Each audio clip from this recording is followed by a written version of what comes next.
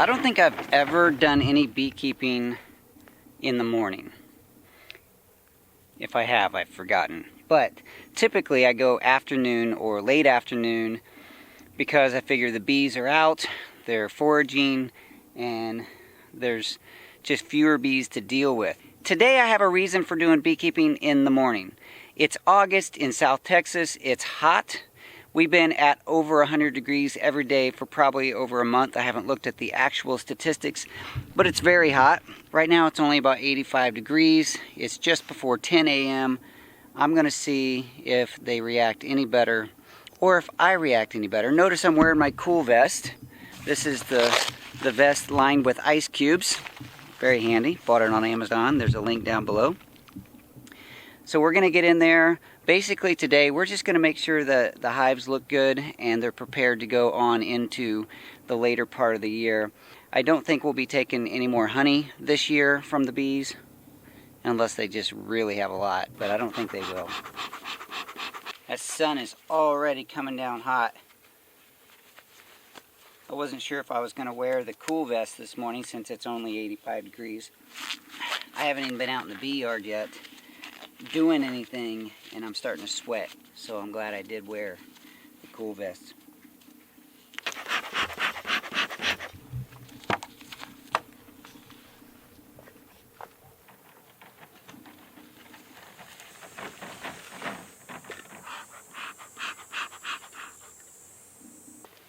We're going to take a peek into this single 10 frame box.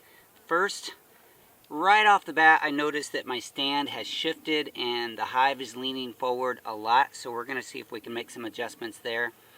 And we're going to get in and just make sure that these bees have what they need to go on later into the year, into the winter. It's hard to think about winter right now when it's 100 degrees. They know it's coming. The different seasons of food, pollen, nectar, you know, they go up and down. In the wintertime here, we don't get a lot of resources for the bees. They should have what they need in the hive before that happens.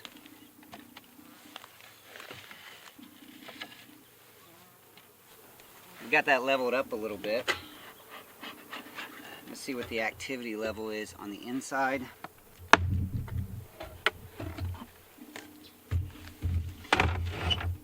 I will be talking about different hive tools as well. Not an extensive study of different hive tools, but just showing you the few that I have and why I like them for different reasons. This is a fairly standard J-hook design. By the way, that reminds me, I got a new beekeeping tool, a new hive tool, and I wanted to show it to you here. I was going to do a proper unboxing or unenveloping, but I cheated. I couldn't wait, so I opened it early. So let me go ahead and pull this out. Have you guys watched the channel, The Honeystead? A great beekeeping channel that shows the journey and the story of the bees and the beekeeper. She does a really nice job at showing her story and educating people and helping people to know that they can do this. That's one of the things I want to do, is just help people know that they can beekeep. And so she is decorating and selling hive tools. Look at that. That is just beautiful. This is going to be identical in function to the one that I already use. So there's no review on how I like this style because I know I already love it. But that color, that pattern, that just makes it more fun. So I'll be using this today along with a couple others.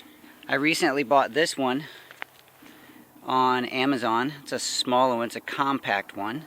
I've already used it a couple times to see how I like it, and there are reasons why I like this. And really, I like having them together. I like having the small one and the large one together. I also have, oddly enough, I can't find it, but I have one of the original styles that doesn't have the J-hook, and that's just basically going to be a flat spade on one end, and I think it just comes to a hoop on the other, like no function on the other end. So if I can find that one, I'll show it to you. Normally I leave it out in the bee yard to use for when I can't find my other hive tools, and it's just possibly coincidental, ironic, weird that when I actually want to use it to show you guys, I can't find it. So let's get into this hive that we've already opened, and let's assess the condition of the hive. Now this hive started out earlier this year as a 5-frame nuke, and then we got it into this 10-frame box. So let's see if they filled it up. Do they need extra boxes? Do they need resources? Do they have eggs? Do they have a queen? Those are the questions that we need to answer. A single story deep box has a little harder time getting through the winter than a double or a triple. So we're going to pay a little extra attention to this one.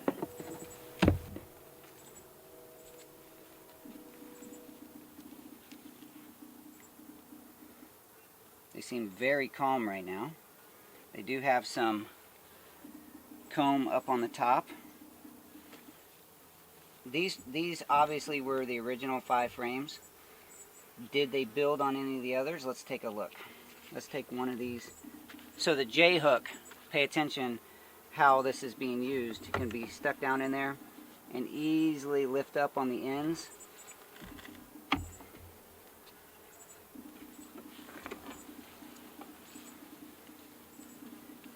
Beautiful. Now this is one that did have some extra wax in it, so they have the wax they need to get started. I don't see any building or drawing out on that one. Now this part here is nice because you can stick it down in there and just twist and break it loose.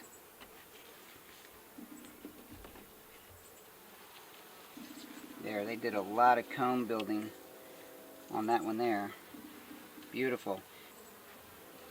No resources in this one yet. I don't see any pollen or nectar, but they have drawn that out beautifully.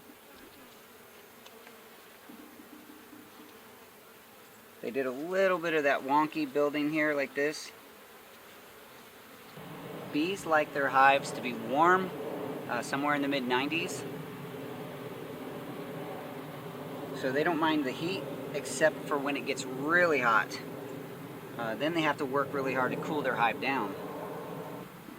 I'm not an advocate of feeding the bees sugar water, but it looks like this hive could really benefit from some extra feed.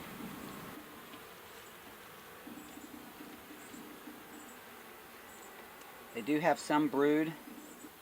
It's not a great pattern on this frame so far. You can see that there. They have a pretty decent brood nest here.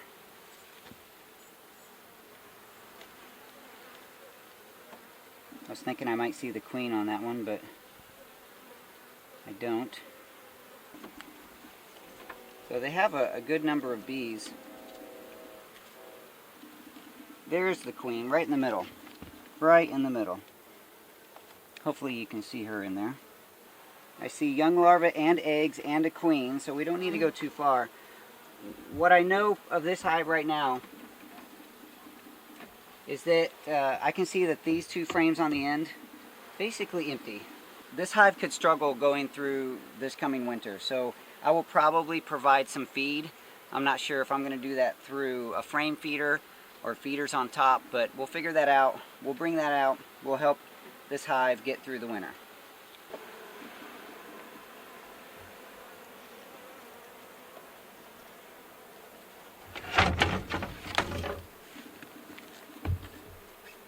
During that little inspection there, you notice how I use this style of hive tool.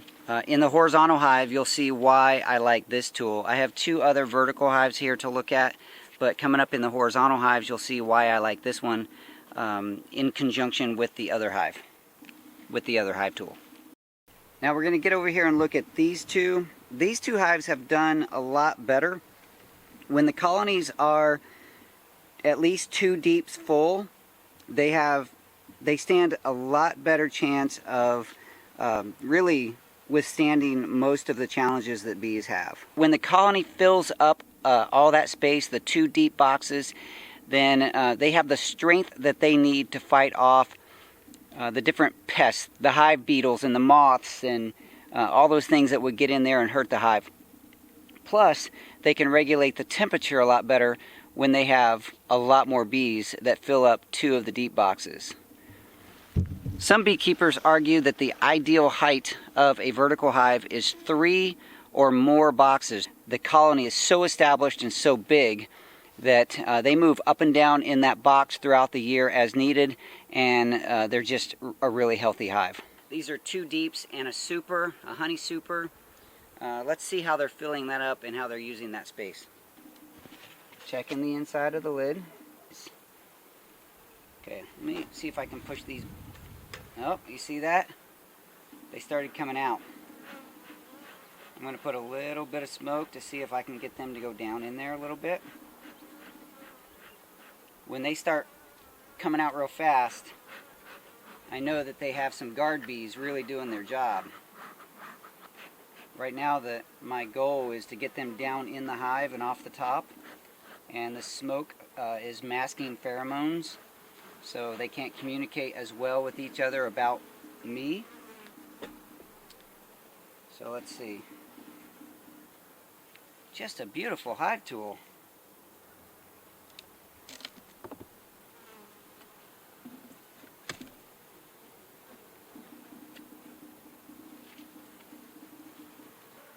These bees are already telling me to stay away.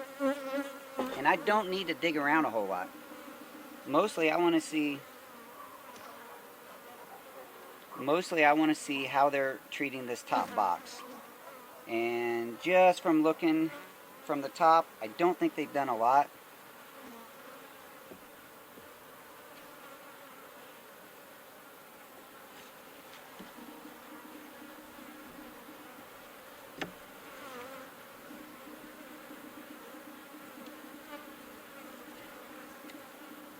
Nope. They have done just a little bit of drawing out little amounts of wax on there. I don't know if you can tell. Just that little light spot. They're drawing out wax, which means they're taking wax from their bodies and they're putting it on the tips of these cone pattern. There's a lot of bees in here. I'm not going to disrupt this hive a whole lot today. My intention wasn't to come out here and do a full inspection of everything. Mostly I just want to make sure they have what they need. They are not utilizing this top box yet, and they may not this year at all. So I need to pay attention to that.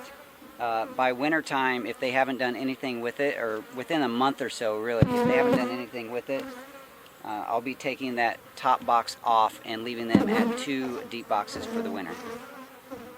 Okay, the hive that you were just sitting on, this one over here.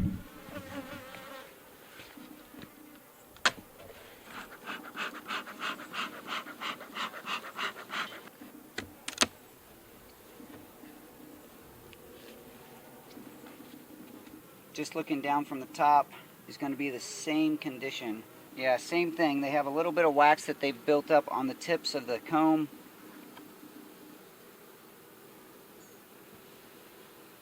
But they're not really utilizing this top box. There may be a few things starting the fall pollen right now. I know there are. There's a few things out there. I really wish I knew all the plants and trees that were producing, but I don't know the names of them. There are several trees that have produced a little bit already. Okay, I'm pretty comfortable with the condition of the 2 taller vertical hives. I think that they have what they need for now. I do think that they will benefit from some feed. I'm so unbalanced on how I feel about feeding the bees sugar water. My heart tells me, don't do it, it's not natural. And there's other beekeepers that I admire very much that say that.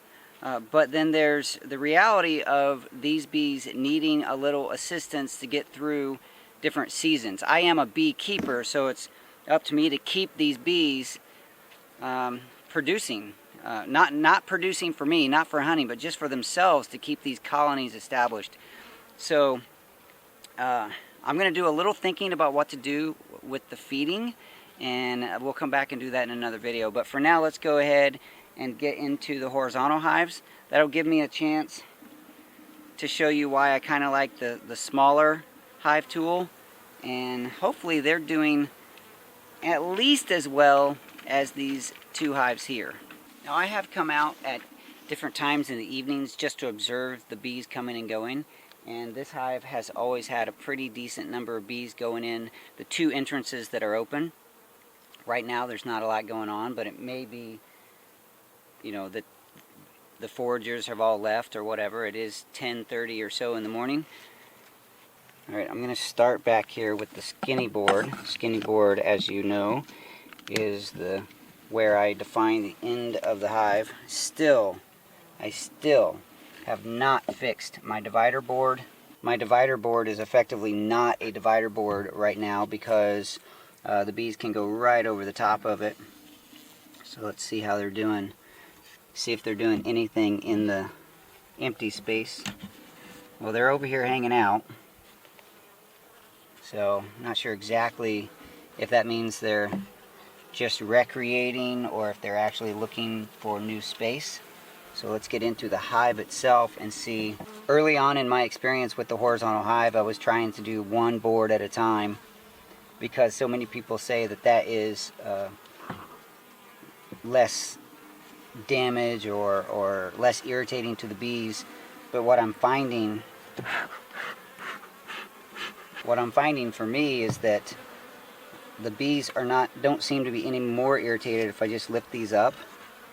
Try not to drop them.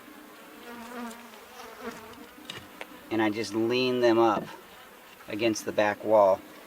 So what that looks like is, for me, is once I take them, I lift them up and I just lean them against the top. Now, I might open 4 or 5 or 6 and then go back and drop a few in the back so I don't have everything open at once. But the idea of opening just 1 or 2 at a time and then lowering and moving over makes it very difficult to assess the hive. And if I can't properly assess the hive, then that method isn't working. Because of how deep this box is, just the edge of the box, getting this tool down in there sometimes is difficult. Just the physics and the dimensions of it all. This has a longer, straighter hook, so it's a little easier to get in there and lift these up. That's why I like this short tool in conjunction with the long tool. Just taking one of these out here.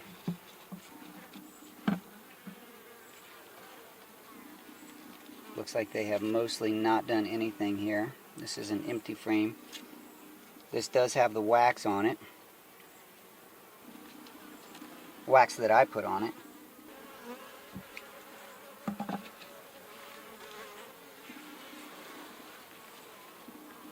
Okay, they do have some honey. Not a lot. I don't see any nectar.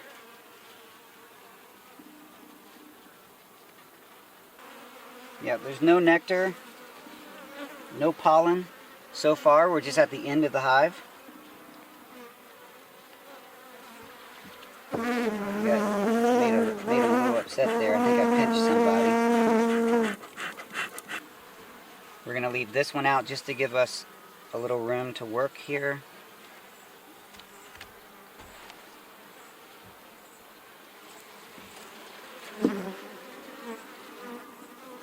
Yep, again, no pollen.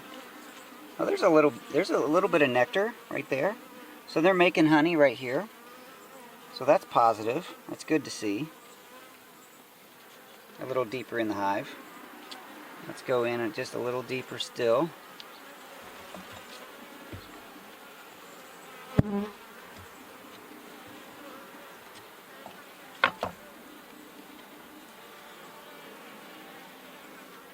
That's a heavy one right there. That's a lot of honey.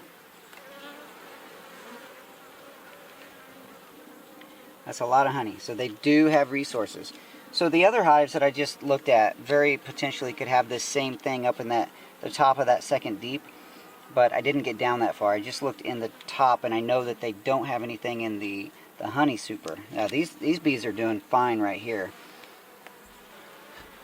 I won't be taking any honey off of these hives this year, anymore this year, because I want them to have everything they need to go through the winter. Okay, that one's mostly empty on that side. and a decent amount of honey on that side. So at the very end of the hive, they didn't have a whole lot. Then a little deeper, they showed that they're storing and making honey. We're going to skip the middle part and just look down here at the end and see if they have much brood on this end. Maybe we'll go back into here, but hopefully we find what we need down here.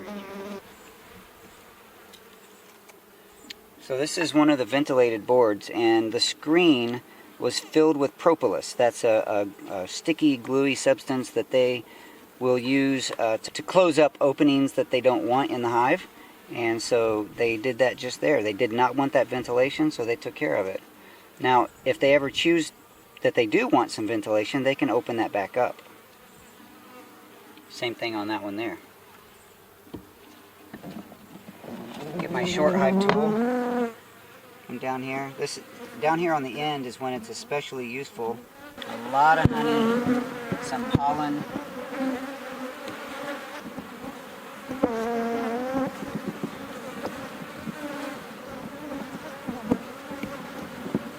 And looks like they have a little couple of queen cups in the middle of that one. Lots of honey on this side as well, and pollen. So this hive is doing pretty well. They have pollen and brood, and honey and nectar.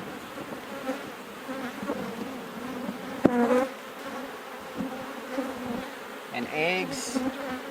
I can see the eggs down in there.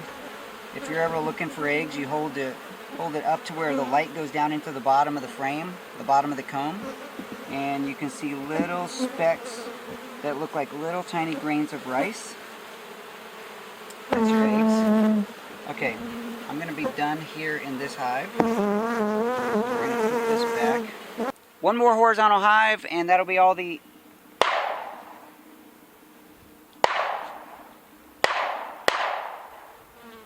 Neighbors are shooting. One more horizontal hive.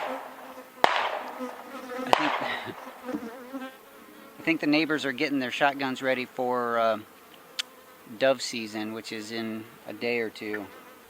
On this hive, I decided to try to put the ventilation on the end that is in the empty space, and they have not used propolis to close that up, so that, you know, they're not climbing over that board to go over here and close that ventilation up. They, I guess, just don't like the ventilation directly over the hive.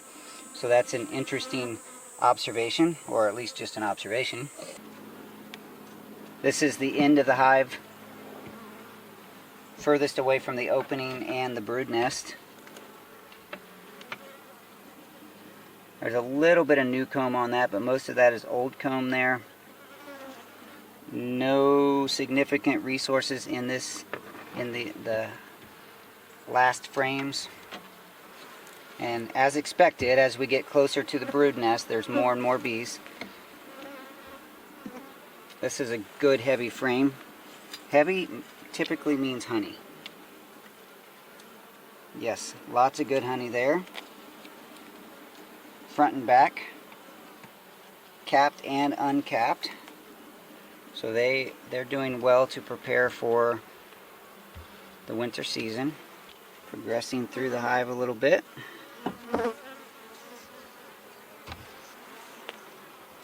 These bees are way less irritated, better behaved. More honey. More honey.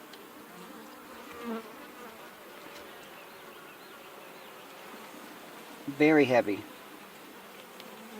Solid honey. So these bees, I think, are in a pretty good shape. There we go, more honey. So that's 3 frames. Pretty much solid. I think the next one is brood. Let's check that out.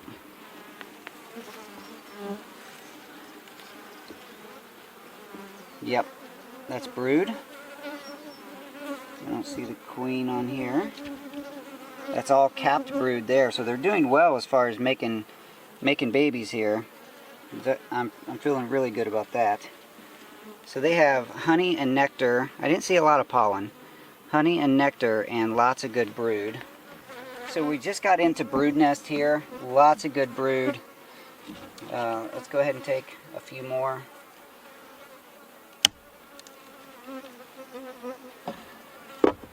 Yeah, these bees are really, so far, can't talk over the shotguns, so far, very gentle.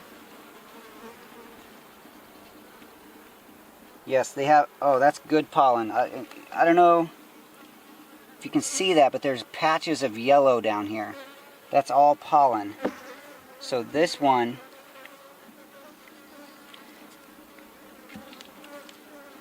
they have so much good brood and honey and pollen.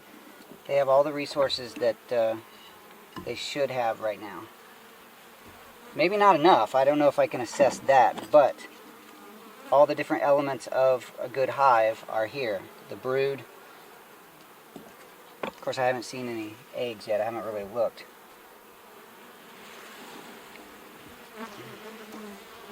Oh, this is solid pollen. These bees have found a source. They have so much pollen. Now it makes me wish I would have got down into the lower boxes of the vertical hives to see how they're doing.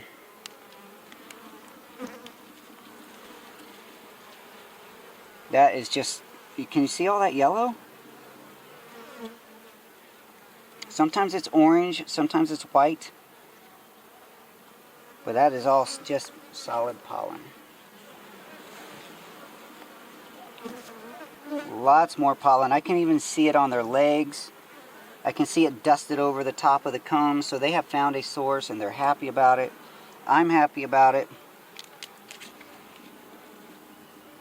I see eggs. I'm going to push them all back together here. I try to go slowly so they have time to get out of the way.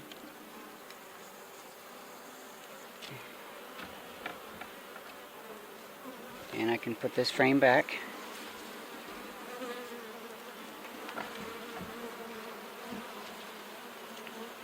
And start covering them back up.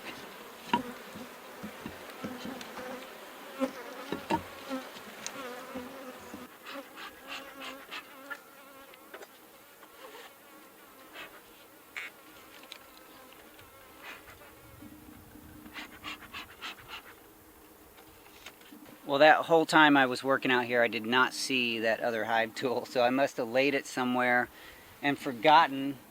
I keep looking around when I talk about this because I think I'm gonna look down and see it. I don't, so it's gone for now. Anyway, the hive tools, this is not an exhaustive test of all the different hive tools because there's a lot of different styles out there. Mostly they follow the same shape, but sometimes people ask, well, what tools should I get? What should I use? I would suggest starting out with this style right here. And hey, you might as well start out in style. Go check out the Honeystead. It's on YouTube, a YouTube channel, the Honeystead. Kaylee does a beautiful job sharing her story, and you can find these in the descriptions of her videos. So you can check out my Amazon link down below for the shorter ones. I think it's nice to have both, and that will be enough to get you started. Most likely in the next beekeeping video you'll see me deploying some type of feed. I'll do a little thinking. Maybe I'll check out the comments here to see if you guys have suggestions on the best way to either do community feeding or what you think is the best way to feed the hives. I've done it a few different ways and I can go back to those methods, or maybe I'll learn something in the comments. I love you guys participating in this community and helping each other out. I believe everyone has a story and every story counts. Your story counts because you count. Thank you so much for letting me be a part of your story and for you being a part of mine. I said that backwards. Hey, I'm imperfect. I'll talk to you soon.